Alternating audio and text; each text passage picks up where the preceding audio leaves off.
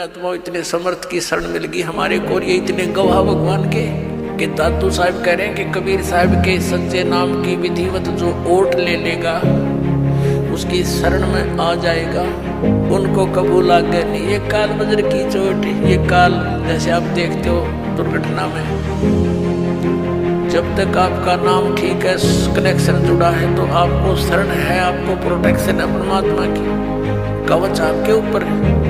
काल का कोई अटैक नहीं लगेगा, कोई कर्म का दंड आप पर असर नहीं करेगा। जैसे आप देखते हो कि दुर्घटना में परिवार नाश हो जाते हैं, ये कभी नहीं हो सकता इस मालिक की शरण आने वाले को, लेकिन रहना पड़ेगा मर्यादा में।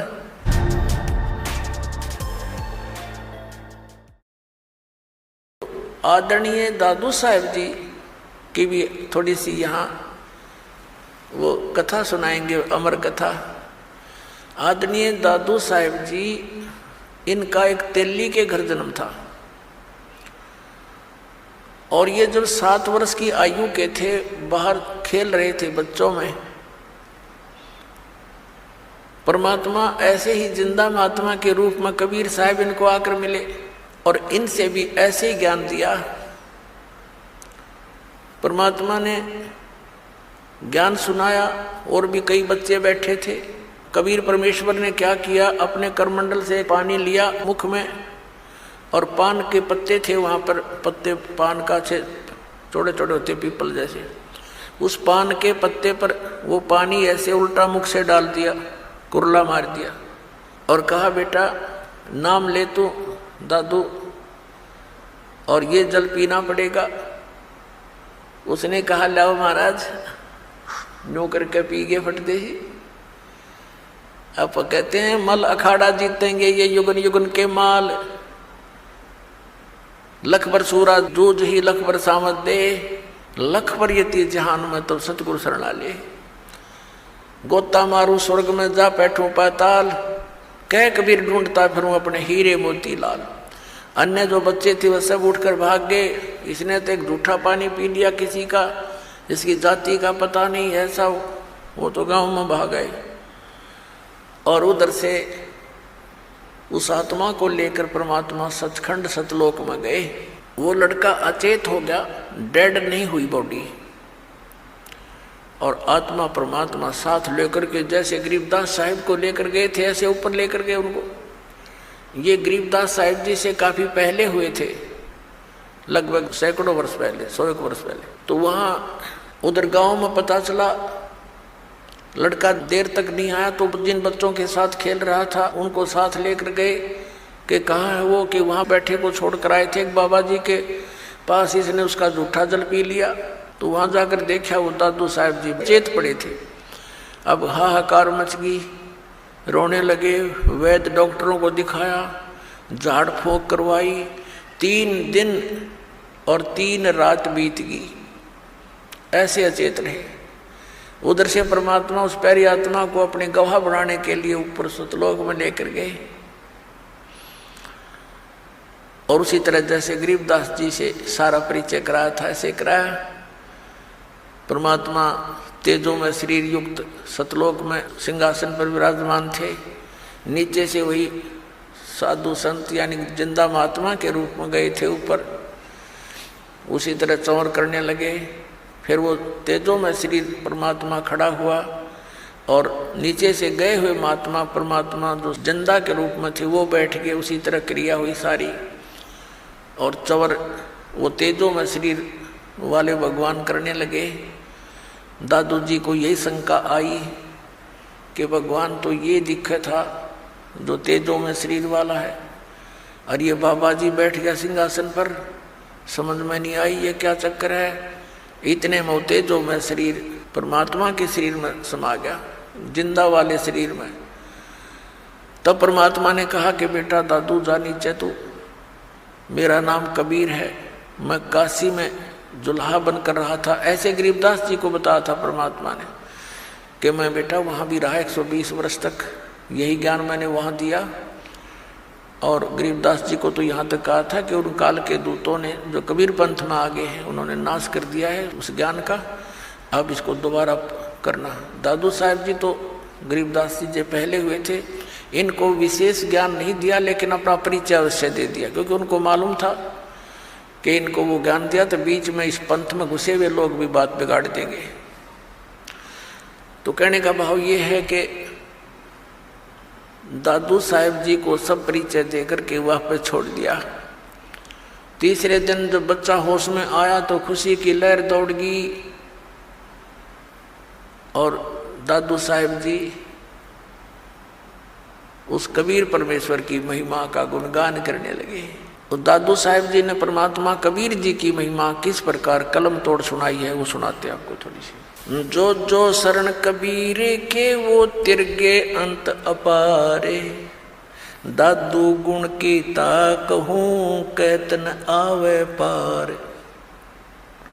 कबीर करता आप है दूजा नहीं कोई, दादू पूर्ण जगत को भक्ति दृढ़ावत सोए। अब दादू साहब जी कहते हैं कि जो जो शरण कबीर की और पार हो गए अनंत, और कहते उस परमात्मा के गुणगान की मैं इस मुख से क्या महिमा करूं, क्या गुण गाऊं उस परमात्मा के। कबीर करता आप है दूजा ना कोई, दादू पूर्ण जगत को भक्ति दृढ़ावत सोए। पूर्ण जगत को यथार्थ ज्ञान वही परमात्मा स्वयं आकर ही देता है, दृढ़ाता है। यो ठेका पूरा होवे जब सब कोई तजय शरीर। ठेका यानी जो कंट्रैक्ट एग्रीमेंट जो हमारे शरीर का हो चुका है, इतना समय हमारा निर्धारित है, कहते ही वो जब पूरा होगा तो सब ने शरीर त्यागना पड़ेगा। लेकिन कबीर साहब भी कहते हैं आए हैं सो जाएंगे राजा रंग फकीर, एक सिंहासन चढ़ के जा एक बंधे जात जीर। तो यहाँ दादू साहब जी भी उसी का समर्थन कर रहे हैं। ठेका पूरा होए जब सब कोई तजय शरीर, दादू काल गंजे नहीं जपे जो नाम कबीर। दादू साहब जी कहते हैं कि काल निकट नहीं आ सकता जो कबीर परमात्मा के उस सतनाम का जाप करता है। आदमी की आयु घटे तब यम घेरे आए, सुमरण किया कबीरे का दादू लिया बचाए। और परमात्मा ने वो सारे यम के दूत दिखाए, सब बहुत कुछ लीला दिखाई अपनी, कि दादू साहब को अकेला छोड़ दिया रास्ते में। यम के दूत चारों तरफ से आगे भी कौन आ गया, यूँ हम लेने भी ना गए, मरेंगे, हमारी खिंचाई होगी, पकड़ो इसको पकड़ो, ये कैसे है कौन है। तो उस समय दादू साहब जी ने परमात्मा को याद किया। उसी समय कबीर साहब प्रकट हो गए। बेटा कितना गया था तो पीछे वो नज़ारे देखने लग गया तो एकदम भाग्य यम के दूत ने एक दूसरे के ऊपर का पड़ते जा, इतनी दूर तो स्पीड तो भाग्य गणे थे। तो परमात्मा ने बताया कि बेटा जब भक्तिहीन प्राणी शरीर छोड़कर जाता है ये यम के दूत घेर लेते हैं, और जैसे तूने मुझे याद किया ऐसे इस नाम का जाप कोई और कर लेगा ना, भगत तो वही करेगा जो पहले से प्रैक्टिस कर रहा होगा, उसी के मुख से ये परमात्मा का नाम निकलेगा। तो फिर यम के दूत निकट नहीं आ सकते। उसी को फिर अपने अनुभव को दादू साहब जी बता रहे हैं। आदमी की आयु घटे तब यम घेरे आए, सुमरण किया कबीर का दादू लिया बचाए। मेट दिया अपराध सब पाप माफ कर दिए मुझदास के, दादू साहब जी कह रहे हैं। मेट दिया अपराध सब आए मिले छन माही, दादू संग ले चले वो कबीर चरण की छाही। सेवक देव निज चरण का दादू अपना जाने, बरंगी सत कबीर ने कीन्या आप समाने। अब क्या बता रहे हैं दादू साहब जी कि मेरे सारे अवगुण माफ कर दिए भगवान ने, और एक सेकंड के अंदर मेरे पास उपलब्ध हुए और अपने साथ ले चले मुझको, और कहते हैं, हे दाता मुझे अपने चरणों का, अपने चरण रज का दास समझना, सेवक देव निज चरण का। हे देव, हे भगवान, हे परमेश्वर, यो सेवक आपके चरणों का नौकर है, धूल है, और इसको अपना जान मेरे दाता। और भृंगी सत कबीर ने कर लिया आप समान, कि जैसे एक भृंगी कीट होता है, भी भी करता बमीरी बोलना, वो एक कीड़े को उठा लाती है और उसको अपना राग सुना सुना के उसी जैसी आवाज निकालने वाला बना देता है। परमात्मा ने जिसको भी ये ज्ञान दिया वो उस परमात्मा के गुण गाने लगे अपने आप ही। तो पुण्यात्मा यही सती थी आपकी और दास की हुई है। जब से ये ज्ञान ग्रहण हुआ, ये ज्ञान समझ में आया है, तो हम भी भृंगी बन गए, ना जाने सब न बता दें, किस किस ने सुना दें, और भृंगी से फिर और भी भृंगी बन गए। आप भी सभी भगवान के बच्चे ज्ञान से परिचित हुए, औरों को सुनाने लगे। दादू अंतर्गत सता छन छन सुमरण ध्यान, वारू नाम कबीर पर पल पल मेरे प्राण। सुन सुन साख कबीर की यो काल नवावे माथे, धन धन हो तीनों लोक में दादू जोड़े हाथ। सुन सुन साख कबीर की, कबीर साहब की महिमा। साख यानी महिमा, उसकी तेरी साख तो है नहीं, यानी तेरी कोई गुण तो है नहीं, तो साख।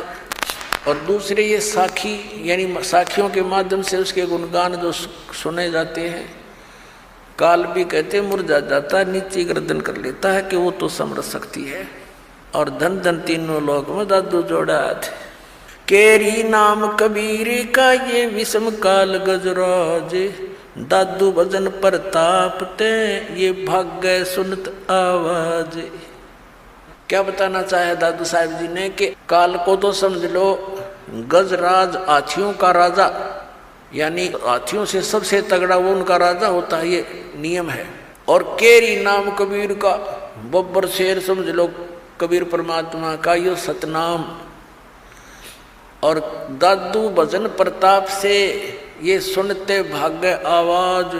जैसे हाथी कहीं जंगल में हो और शेर दहाड़ मार दे और वो निकट सी दिखती हो कि आवाज एक निकट आ लिया, हाथी लीद कर देता है और भाग लेता है, छोड़कर उस स्थान को दूर भागने की चेष्टा करता है। क्या बताना चाहे दादू साहब जी ने कि ये काल भी कोई छोटा मोटा जानवर नहीं है, कोई छोटी शक्ति नहीं। 1000 भुजा का मालिक है ये, 1000 कला का। और ब्रह्मा विष्णु महेश जी इसके पुत्र हैं, वह केवल 16 कला के और 4 भुजा के हैं। लेकिन उस परमात्मा के सामने जो असंख्य भुजा, असंख्य कला का, असंख्य शक्ति का मालिक है, उसके सामने ये ऐसे भागता है जैसे शेर की दहाड़ सुनकर हाथी लीद करके भाग लेता है। केरी नाम कबीर का विखम काल गजराज, दादू भजन प्रताप ते भाग्य सुनत आवाज। पल एक नाम कबीर का दादू मन चितलाए, हाथी के असवार को स्वान काल नहीं खावे। अब देखो कैसी उपमा दी है मालिक की शरण में आए प्राणी को, कि जैसे हाथी। अब हाथी की दूसरी उपमात्मक तरीके से कैसे बताया है कि जो कबीर परमेश्वर जी की शरण में आ गया, वो तो समझो इस काल की रेंज से, रीच से, पहुंच से इतना दूर हो गया जैसे कोई हाथी पर बैठ जा और उनको कुत्ते हानि नहीं पहुंचा सकते। हाथी के असवार को स्वान काल नहीं खावे। हाथी पर जो बैठा है वो तो समझो भक्त परमात्मा का, और काल समझो कुत्ता। अब हाथी पर बैठे हुए व्यक्ति को कुत्ता कोई हानि नहीं पहुंचा सकता। काल की रेंज से, काल की पहुंच से आप इतने बार हो गए, जानबूझ के हाथी तो नीचे गिर जाओगे तो कुत्ता पिंडी पाड़ेगा तुम्हारी, और जब उससे नीचे नहीं उतरे तो कुत्ता कुछ नहीं कर सकता। तो परमात्मा की मर्यादा से दूर होते ही वो तो तैयार बैठा है, वो तो भौंक ही रहा है, आते पाड़ू खाऊं इसको। ये उदाहरण देना चाहते हैं दादू साहब जी। पल एक नाम कबीरी का दादू मन चितलाए, अस्थि के असवार को ये स्वान काल नहीं खावे। सुमरत नाम कबीर की ये कटे काल की पीरे। दादू दिन दिन ऊंचा हो फिर परमानंद सुख सीरे। सुमरत नाम कबीर का जो परमात्मा ने सही नाम हमें बताया है, उसका जाप करने से कटे काल की पीड़, ये काल जो आपको दुख दे रहा है, ये पाप कर्मों से ये फिर नष्ट हो जाएंगे। पाप परमात्मा कहते हैं कर्म ब्रह्मंड के मैं पल में कर हूँ नेस, यानी क्रोस मार दूं पे सब पे। अर्जिन हमारी दो ही दी सो करो हमारे पेश, तुम अकाउंट भी ना लेना। दादू नाम कबीर की जो कोई लेवे ओटे, तिनको कभू लागे नहीं ये काल वज्र की चोटे। अपने आत्मा इतने समर्थ की शरण मिल गई हमारे को, और ये इतने गवाह भगवान के कि दादू साहब कह रहे हैं कि कबीर साहब के सच्चे नाम की विधिवत जो ओट ले लेगा, उसकी शरण में आ जाएगा, उनको कबू लागे नहीं ये काल वज्र की चोट। ये काल जैसे आप देखते हो दुर्घटना में, जब तक आपका नाम ठीक है, कनेक्शन जुड़ा है, तो आपको शरण है, आपको प्रोटेक्शन है परमात्मा की, कवच आपके ऊपर है। काल का कोई अटैक नहीं लगेगा, कोई कर्म का दंड आप पर असर नहीं करेगा। जैसे आप देखते हो कि दुर्घटना में परिवार नाश हो जाते हैं, ये कभी नहीं हो सकता इस मालिक की शरण आने वाले को, लेकिन रहना पड़ेगा मर्यादा में। अब देखो कैसी तुलना करते हैं परमात्मा की।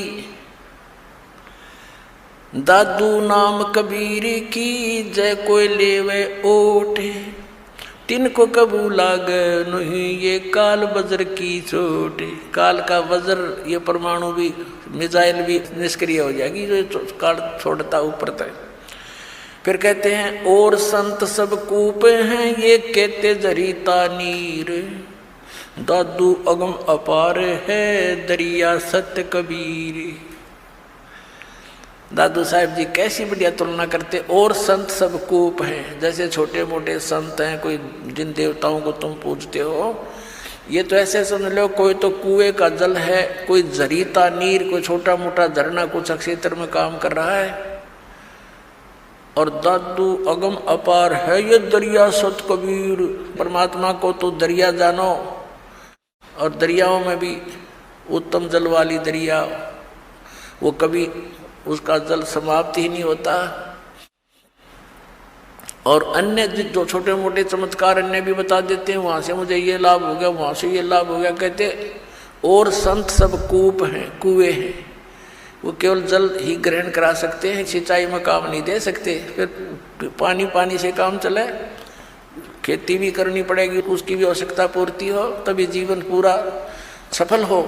तो यहाँ कहते हैं और संत सब कूप हैं, कहते जरीता नीर, झरने से हैं, छोटे मोटे काम चला रहे हैं।